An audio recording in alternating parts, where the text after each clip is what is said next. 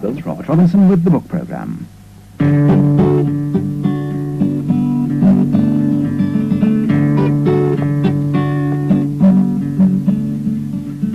Hello. This evening, the science fiction writer J.G. Ballard. It was in the 1950s that Ballard decided that Sci-Fi should come in from the galaxies and find out whether the same frozen distances weren't present in ordinary technology. Transplant surgery and computers, car crashes and disposable cities. These were the chilly roller coasters on which his imagination started to ride. The distant, the violent, the cold are his special areas, and he requires no spaceships to get him there. What is rootless, what is alien, excites him. This evening, Christopher Evans, research psychologist, is his interviewer. Perhaps it was when man did first get to the moon that science fiction of the conventional sort began to turn into just another horsehair sofa. Tranquility Base here. The Eagle has landed. It's all very well dreaming about getting to the stars, but rockets that actually work do tend to leave imagination nailed to the launching pad. In the 70s have seen the death of the space age. I think the space age which one visualized in, say, with Gagarin's first flight in '61, as extending forever, for say hundreds of years at least, actually came to an end a few years ago. I think it came to an end with the last Skylab mission in '74, and I mean the first splashdown, not to be shown on TV, which struck me as a very significant event. And to all intents and purposes, the space age is now over. It certainly doesn't. I mean, it's a very peculiar thing that I don't understand why the public response on the imaginative level to the gigantic achievement of men like Armstrong and the whole of the American space effort, why that gigantic achievement never translated itself into any sort of imaginative response on the part of people at large. That is a success of science fiction, isn't it? Clearly and courageously predicting that space travel would occur. Yes. And so on. Do you think there are any other themes of science fiction that are likely to reach the same kind of fruition? I think a surprising number, actually. A lot of the preoccupations of science fiction with, say, overpopulation, with the sort of dangers of pollution, the misuse of science in the fields of, like, say, cloning, advanced biological research, the sort of development of synthetic bacteria against which we may have no defense, developments, the sinister developments, say, in computers and the sort of control over every aspect of our lives that advanced data processing techniques provide. On a huge range of themes, science fiction, since the days of Wells, has been remarkably accurate, I think, in predicting the kind of, our sort of very confused and uncertain response to these changes. The one mistake, in a way, the one way in which traditional science fiction handicapped itself was to project its very accurate predictions into the far future and into outer space, so that you had this sort of paradoxical thing of science fiction was bringing you the news, but it was first, before you could see it, it was reenacting it as a sort of Star Trek episode. As if, we were watching the news on television. We never actually saw the war in Vietnam. We only saw a space war a million years from now. This is a pity, and it's one of the things that I tried in my small way to change when I started writing essays. You really began writing a series of short stories, didn't you? And the first ones, though very interesting and imaginative, but nevertheless still cast in the mainstream of the kind of things that were published in science fiction magazines of the 50s. They might seem so now, but I don't think they seemed so then. I mean, most readers of the British magazines where I was publishing my first stories in the late 50s were outraged by them. And I mean, I can understand why at the time, because my first stories were published in, I think, 1957, the year of Sputnik 1. This was just at the climax of the great post-war science fiction boom. And of course, the dawn of the space age appeared to confirm all the all the sort of beliefs of several generations of science fiction enthusiasts. I mean, the millennium had arrived. I, as a novice writer who was already saying outer space is sort of out, inner space is in, sounded like a madman. Yes, this phrase, inner space, you coined it. I think it's talking about inward-looking rather than outward-looking. That's an oversimplification. Yes, I was interested. I know it was a slogan. I mean, it was a sort of, I flew a few, I was flying a kite. But I meant it seriously. What I meant was that I thought that the sort of areas that science fiction should turn its attention to were the sort of areas in which its readers were in fact were living in their ordinary lives. I was talking about a world.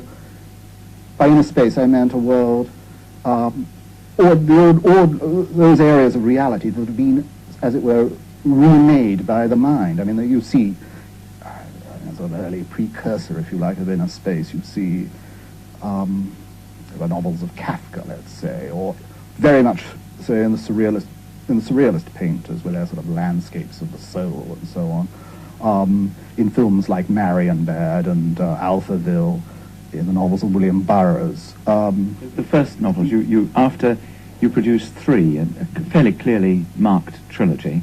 The first is actually still one of my favourite books, in fact, not just one of my favourite science fiction books. That's Drowned World, in which you see the world as being totally, more or less completely inundated. And it's lots of Jungian overtones to it, it seems to me, and... non-conscious, of course. The unconscious, yes. None of the overtones were sort of deliberate. I mean, various people accused me at the time of stealing the book from Jung, and those who didn't accuse me of stealing the book from Jung accused me of stealing it from Conrad.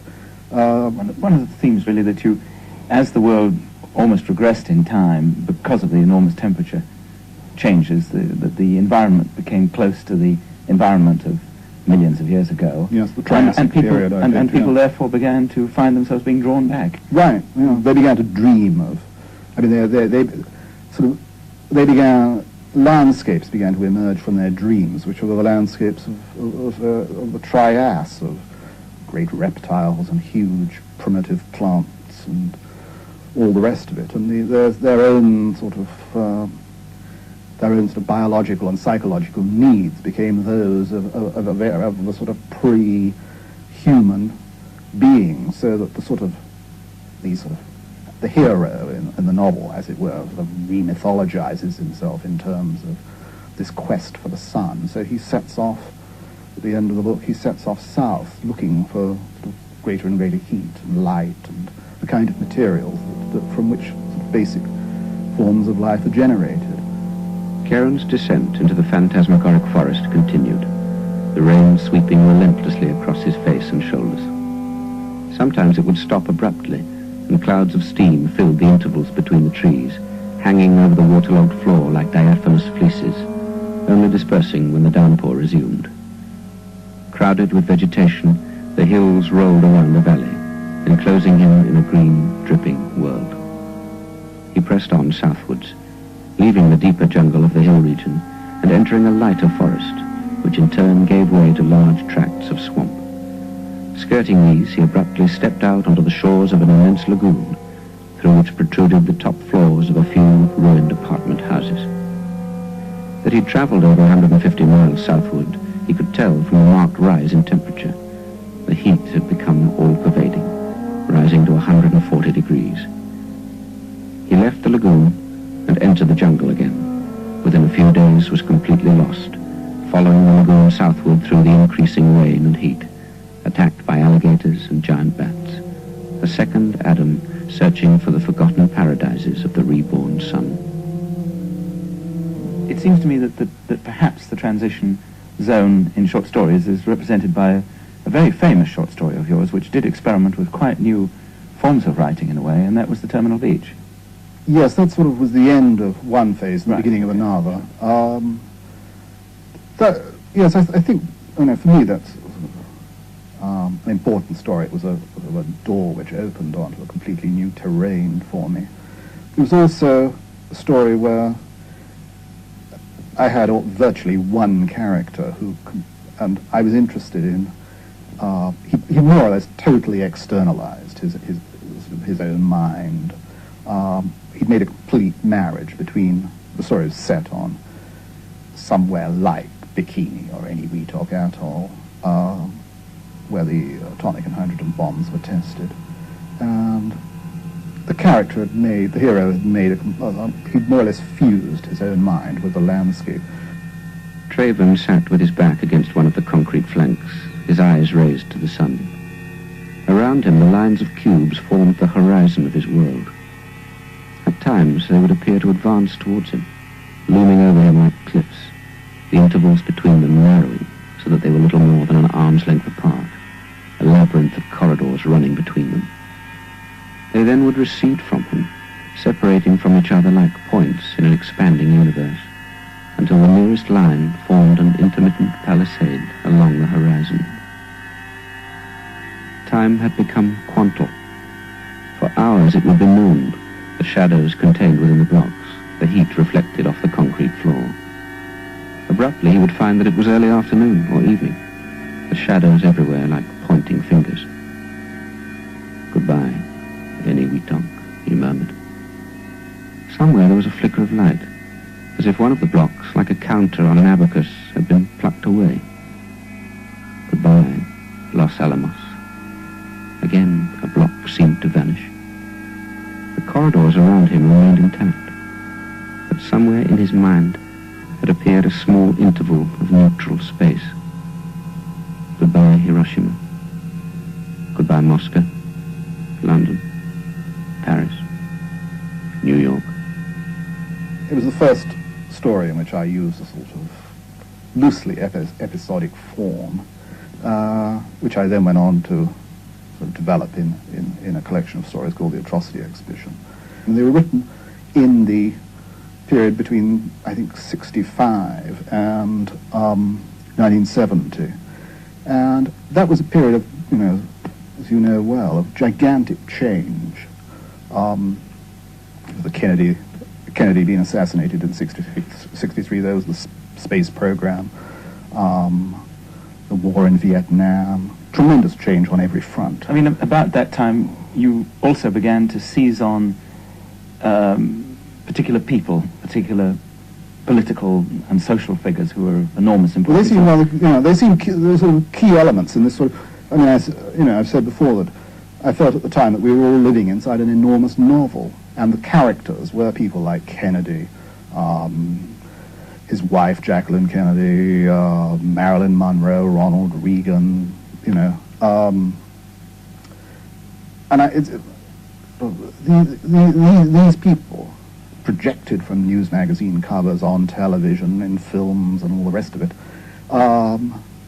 formed the sort of physical landscape of our lives. I mean, one could say that, there's sort of a giant hoarding showing Marilyn Monroe, or the sort of image of, say, Kennedy advertising the serialization of the story of his assassination, was as much part of the physical landscape of our lives as, say, the sort of trees in a meadow beside a motorway, and that all sorts of triggers were being pulled in our response to our everyday lives, for which we had no preparation. That everything was sort of being inverted, dislocated, to an extent that I think most people at the time, and even now, haven't really digested. In his dream of Zapruder Frame 235, Tallis was increasingly preoccupied by the figure of the president's wife. Assassination fantasies in tabes dorsalis, general paralysis of the insane. The choice of victim in these fantasies was taken as the most significant yardstick. All considerations of motive and responsibility were eliminated from the questionnaire. The patients were deliberately restricted in their choice to female victims. Results: Jacqueline Kennedy 62%, Madame Chiang Kai-shek 14%, Jean Moreau 13%, Princess Margaret 11%. A montage photograph was constructed on the basis of these replies, which showed an optimum victim. Choice of assassination site varied from Dealey Plaza, 49%, to Ile du Levant, 2%. The weapon of preference was the Mannlicher Karkana, A motorcade was selected in the overwhelming majority of cases as the ideal target mode, with the Lincoln Continental as the vehicle of preference. On the basis of these studies, a model of the most effective assassination complex was devised. The presence of Madame Chang in Dealey Plaza was an unresolved element. The stories are all written out of my own obsessions with my attempt to make some sort of sense out of this sort of incredible goulash of fictions that surrounded one on every side. Then, I mean, there was this sort of paradox that up to, I suppose, the 1950s, one could assume the sort of relationship between reality and fantasy was fairly clear-cut. Sort of reality was the external world of work, industry, agriculture, wars, and so on. And the fantasy was the world inside one's head, one's dreams, hopes, ambitions, and the like.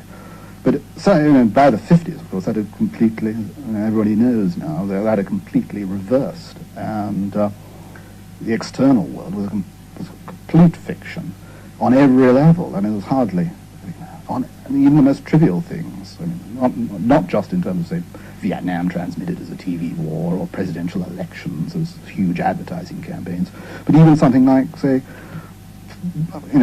flying to Paris. I mean, from London, let's say. I mean, you didn't just buy a ticket. This is true today. You don't just buy buy transportation, buy a ticket. You're buying the image of an airline. You're buying the sort of, without realizing it, you're buying the sort of smiles the host, the hostesses give you. I mean, one sees in one's friends, even the way they sort of furnish their homes, and there's a tremendous a superabundance of fiction, of every fantasy of every kind. The one node of reality that's left is, between our temples. That's all that one clings to, and I suppose the hero of the Atrocity exhibition, who appears in all the stories, is a man who is almost overwhelmed by this superabundance of fictions of every kind. Atrocity exhibition, in part, was an attempt to try to evolve a kind of system to live by. It was a sort of handbook for survival, in a way, that I was trying to devise. The 3 or 4 main themes came out of these 60s stories. I think there was obviously assassination of Kennedy, you counted as being enormously significant, and the Vietnam War, and the death of the first astronauts. If you were redoing all this again now in the 70s, what would the equivalent themes be? They'd be difficult to find. I mean, people have said, why did you stop writing those stories at the end of the 60s and not go on writing them in the 70s? And part of the reason is that I don't think that sort of hot mix of events on every level of the communications landscape, if you like, exists anymore. I think we're living in a sort of the high tide of the 60s has sort of ebbed.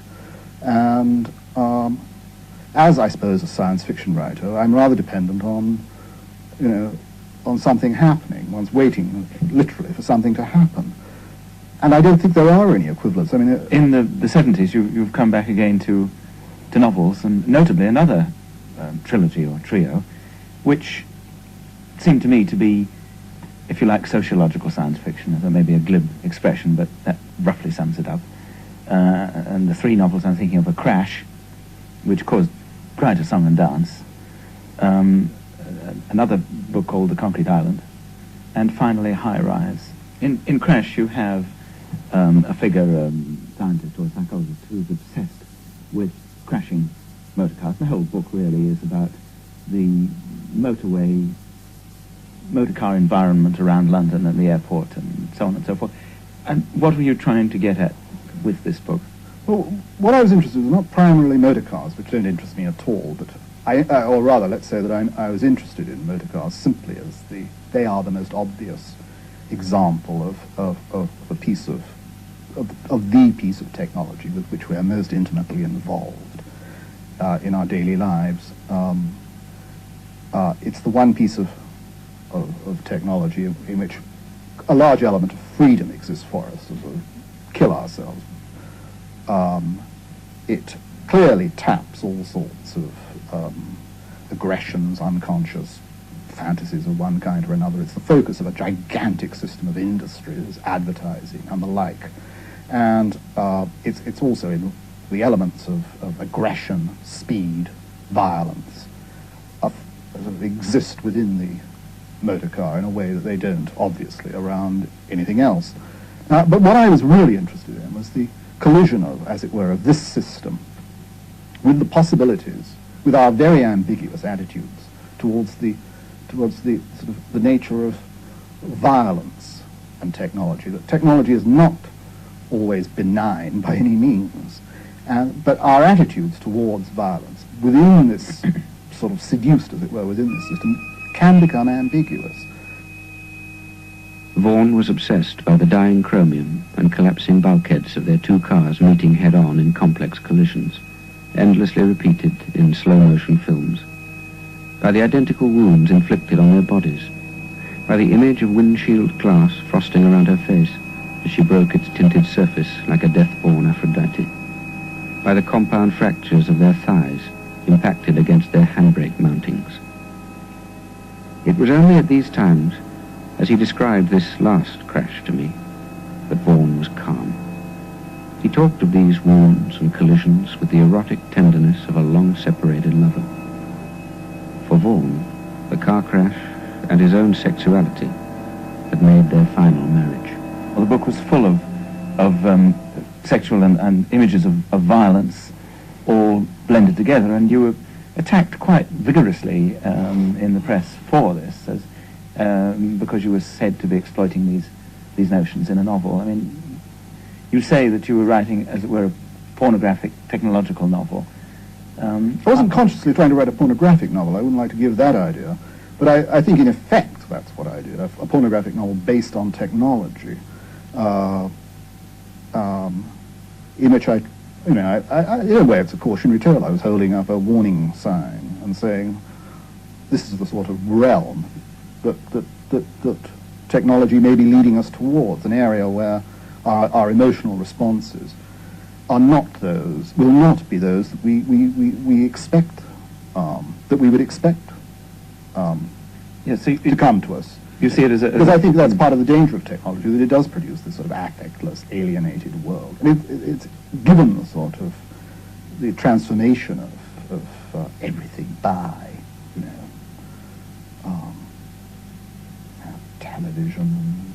television above all, I think. I think that's sort of the sort of great transforming, and in a way, this great alienating thing. Given all these sort of transformed and very ambiguous responses, strange logics may emerge. You see Crash as a moral, therefore, rather than an immoral tale, rather than an immoral one. Oh, yes, I do. I mean, I think if any book of mine has got a sort of strong moral drive, it's that book. Rather similar themes emerge in the third of the trilogy, High Rise, which I felt is a genuine sociological novel. In fact, I feel in a way it almost might be required reading in university courses in sociology.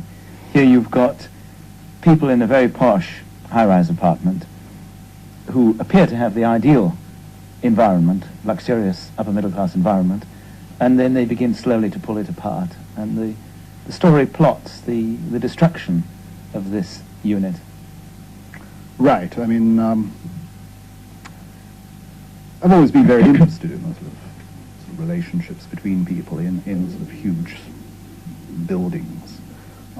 They seem on the surface to be sort of extraordinarily successful sort of social institutions. You have huge office blocks in New York, for example, which had daytime populations of up to, I think, something like 30,000 people. I mean, quite substantial towns. Yet the incidence of, as far as one knows, of crime, for example, and social unrest in one of these huge office blocks is remarkably low. I mean, we have to rate them as pretty successful ways of keeping people under control.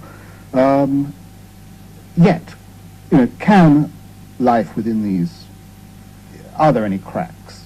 what can go wrong, and to what extent does the character of life of the relationships in a high-rise block play into the hands of people's unknown feelings and attitudes towards one another. I describe in high-rise a sort of slow and steady, what appears to be a slow and steady degeneration, a sort of slow and steady reversion to barbarism, in a sense. But this is not, although they don't, the people, the tenants, whatever it is, 2,000 tenants of this huge block, don't realize it to begin with. They, in fact, will this to happen. They want to explore the fullest range of possibilities offered to them by this building, the sort of, to begin with, the sort of social stratification into three opposing social groups. Then this breaks down into smaller and smaller groups, raiding parties. The evening deepened, and the apartment building withdrew into the darkness. As usual at this hour, the high rise was silent, as if everyone in the huge building was passing through a border zone. The corridors and staircases were filled with broken furniture and barricades built from washing machines and freezer cabinets. The elevator shafts were the new garbage chutes. Not one of the elevators in the apartment building now functioned, and the shafts were piled deep with kitchen refuse and dead dogs. They were now moving into a realm of no social organization at all. The clans had broken down into small groups of killers, solitary hunters who built man-traps in empty apartments or preyed on the unwary in deserted elevator lobbies. Without knowing it, the architect had constructed a gigantic vertical zoo, its hundreds of cages stacked above each other. All the events of the past few months made sense if one realized that these brilliant and exotic creatures had learned to open the doors. Ultimately, that each person is completely on his own, completely exploring the possibilities of his own life on every conceivable level. At the same time, there's an unconscious conspiracy at work.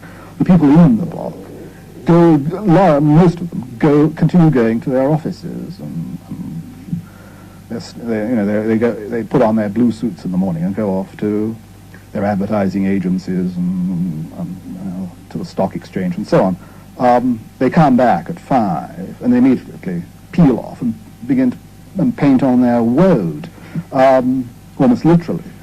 And there's this sort of conspiracy to exclude and not inform the outside world of what is going on, and to pursue the kind of ultimate logic of life within this building.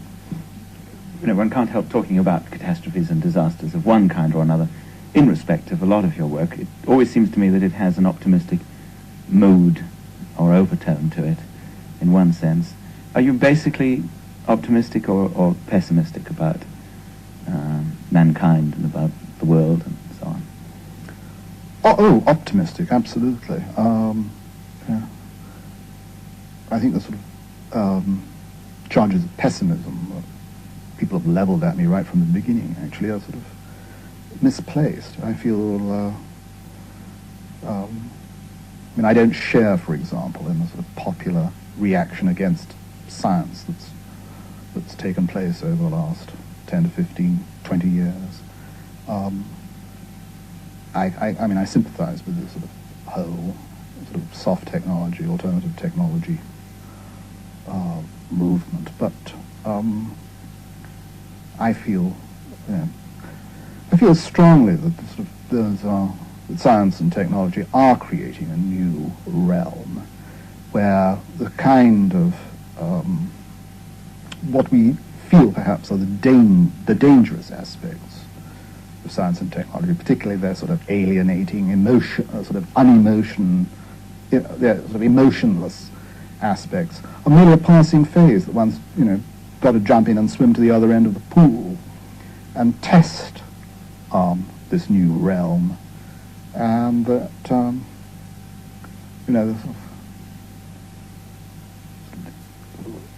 human imagination will triumph over all.